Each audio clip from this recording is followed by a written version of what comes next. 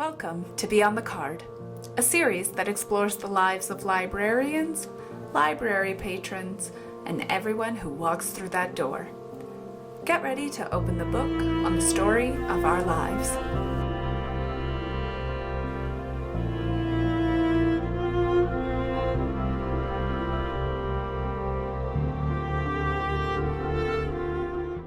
Hello, everybody, and welcome to the Beyond the Card podcast. Today, we are here with Pierre, Dubuc, coordinator of outreach programs and partnerships. And we will be discussing some of the important things in the library and how libraries have an impact on us. So my first question for you, Pierre, is why are libraries important? This is a good question because it's funny. I'm a Laurentian graduate. I studied history and geography during my time at Laurentian, and so I basically lived in the library. So my perspective of libraries when I was a kid compared to when I was a young adult and compared to now being coordinator, especially when it comes to programming partnerships and outreach in the libraries has completely changed. But I'll kind of start at the first part.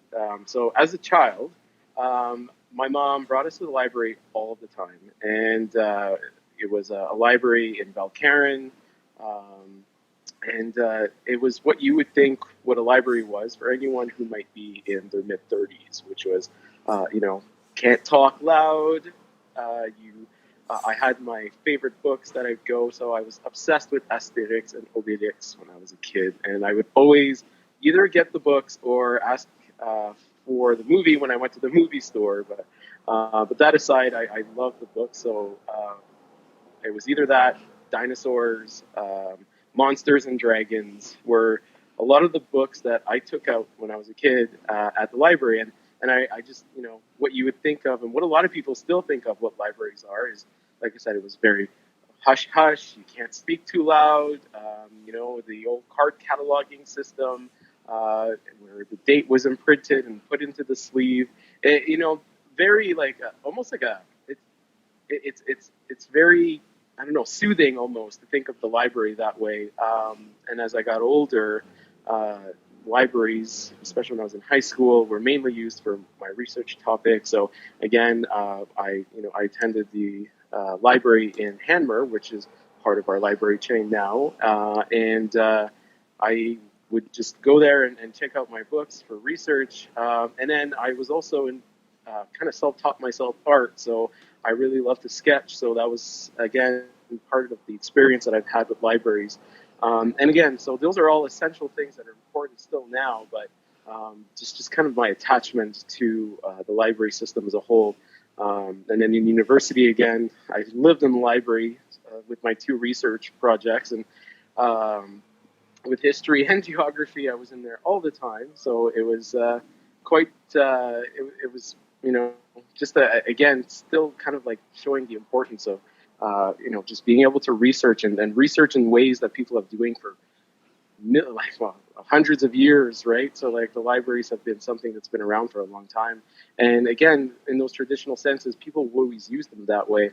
It wasn't until that I actually got into a library system as part of my career to really see how things were changing and how things, I was also part of what that influence was and how libraries were evolving in different ways. And it was interesting to see.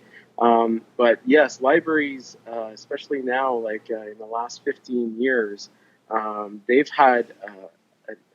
always had a major impact on people's lives. And I feel now that it's, we've had to figure out this transition of, traditional libraries to these new type of libraries, these community hubs that are being built that focus on many different things, including technology, including research, including just day-to-day checkouts, including programming, and how that all keeps communities together. So again, we went from a place where you would go do your research to enjoy books, to enjoy movies and CDs, and then now there's endless amounts of things that you can do at the library, and they're literally made to be a resource hub, a community hub for people of many different backgrounds, people who are, completely different, but at the same time, it becomes a unified space for everyone to enjoy. And I think that's one of the biggest things that make libraries so crucial and important, especially now in the midst of what's going on with COVID-19. The libraries are trying to stay relevant by keeping people positive, by sharing their free resources, sharing their skills, sharing their their knowledge online when it comes to librarians programming, for example.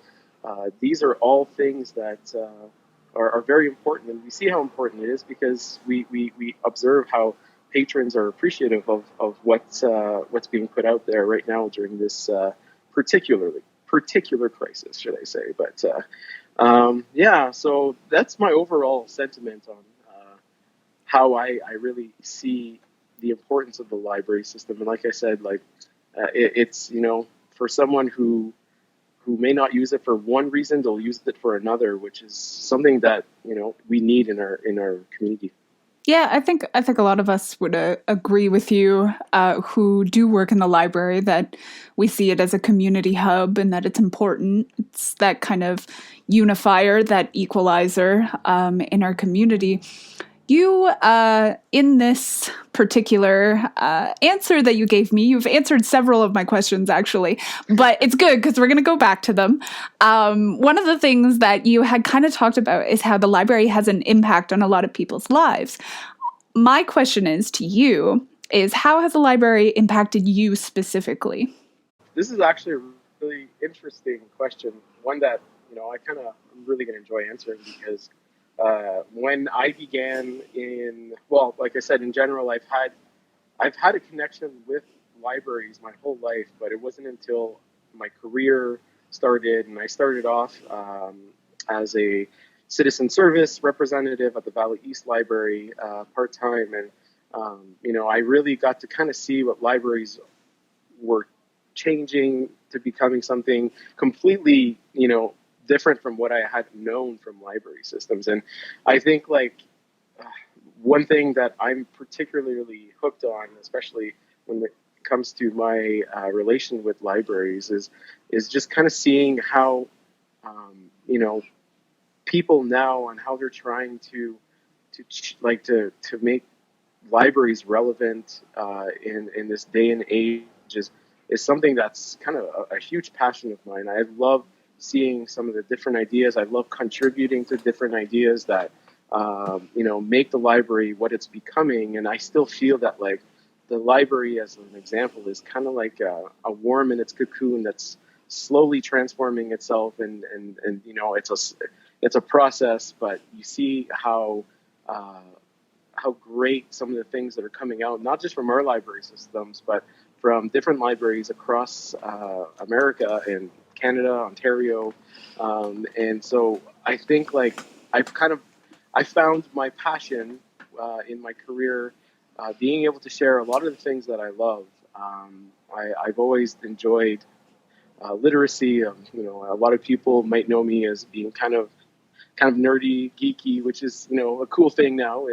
And I think like I said, it's I've been able to bring a touch of what I love to be part of that that blossoming system that the library is becoming. And there's a lot of amazing people in our system that are doing the same thing. So I really feel connected in that way. It's changed my perspective, not only about libraries as a whole, but I really have a strong passion for my job, and I've always had that passion, and I'm very happy to be part of what's going on. Cool. So one of the things that I wanted to bring up is that I feel like a lot of patrons don't know that the library actually doesn't just,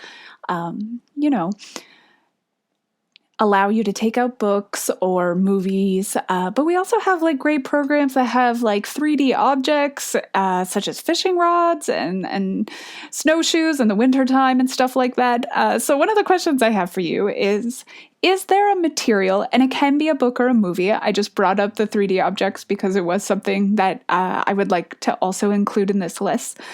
But is there a material that you have checked out of the library that holds a significance to you? That's a good one. I'm trying to think, like, just down the line. There's been so many different things, like whether it was. Wow, I'm trying to really think. There's so many different things that not only like with our collection, but just in general. I know that one thing for sure is that I've totally enjoyed checking out some of her graphic novels. So there's quite a and again, I'm a kind of graphic novel geek. I love it. I love the amount of graphic novels, and to be honest, like I've been checking out more of our graphic novels than anything else in our collection. So I'm trying to think of one in particular, and I'm trying to think like of one of the ones that really kind of stuck with me. But I do love Spider-Man, and so one of the graphic novels that I had been reading a while back was part of the Carnage series, and it was actually a really cool. The artwork was amazing, and I'm just kind of a sucker for artwork. And it's called The United States of Carnage. It's actually really cool.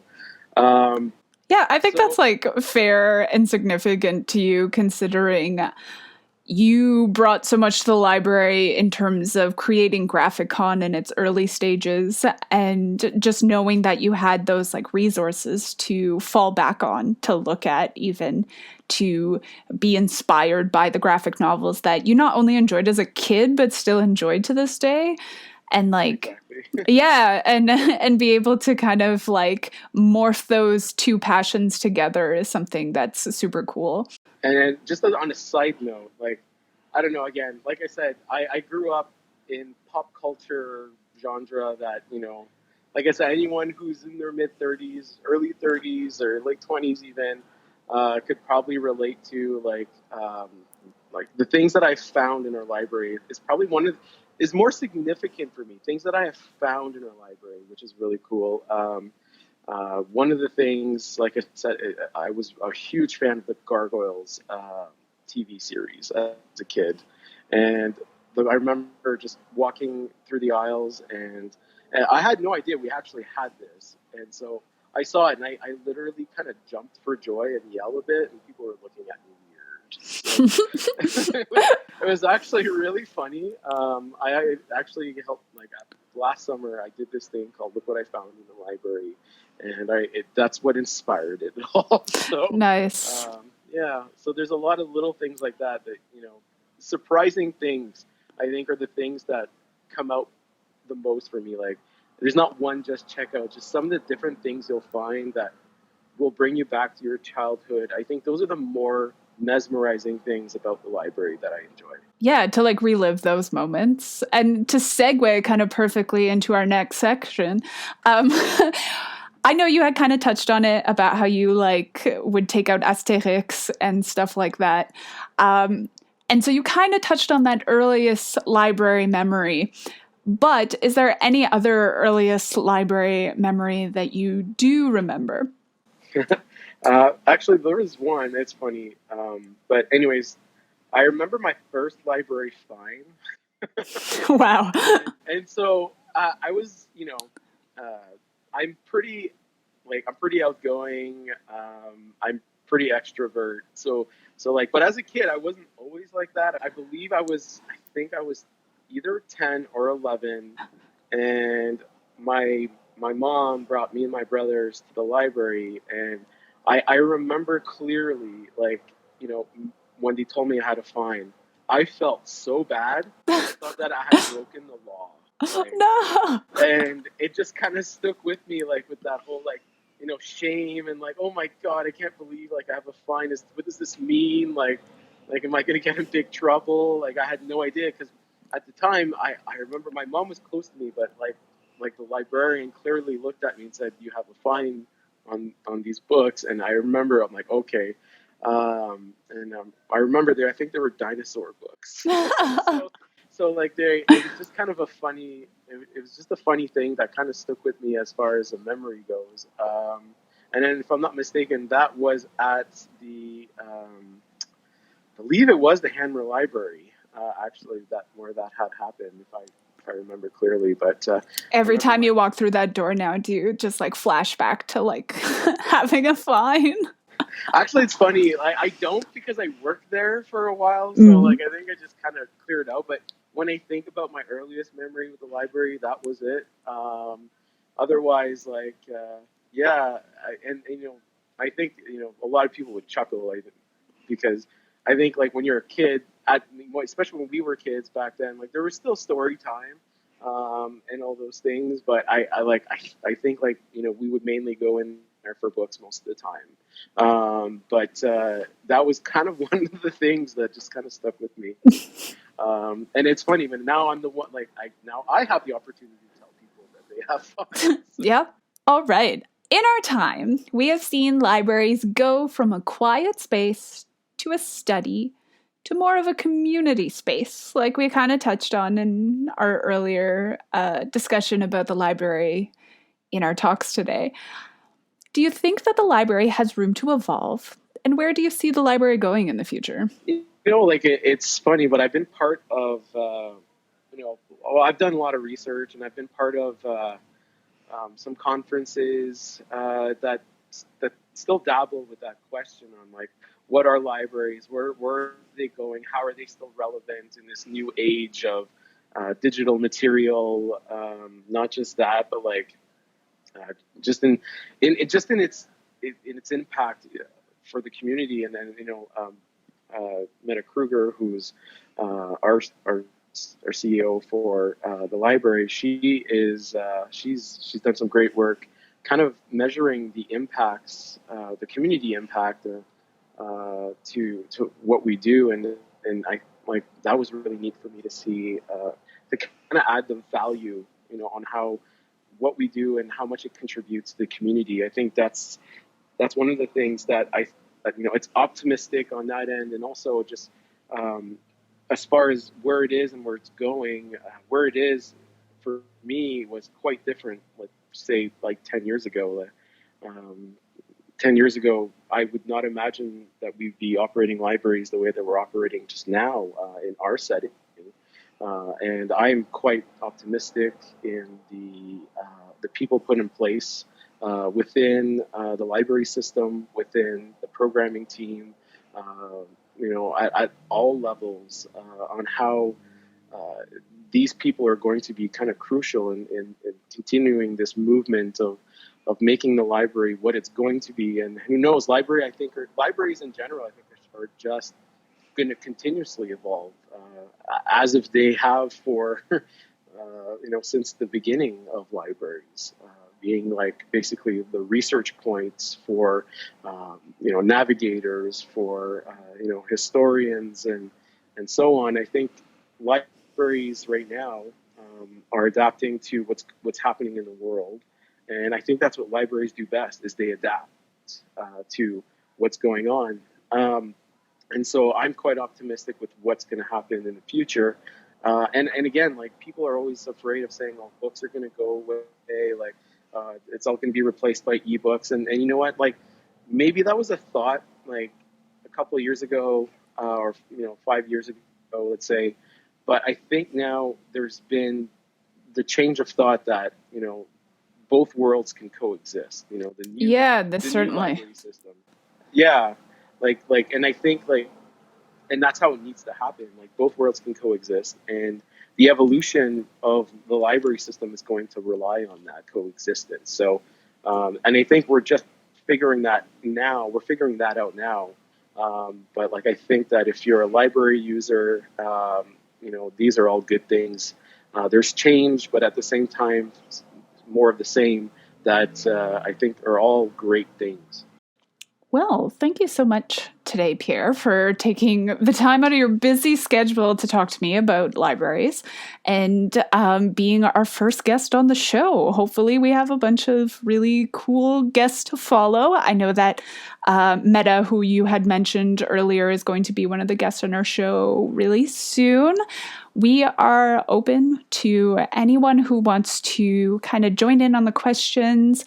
We would like to have all sorts of people kind of chime in to be part of the podcast. So as much as there is a lot of our librarians and our programmers and people who work within the library system that we will be doing interviews with, we also want to do interviews with patrons as well as everyone who has kind of positive comments about the library. So thanks again, and we will see you next time. Thank you.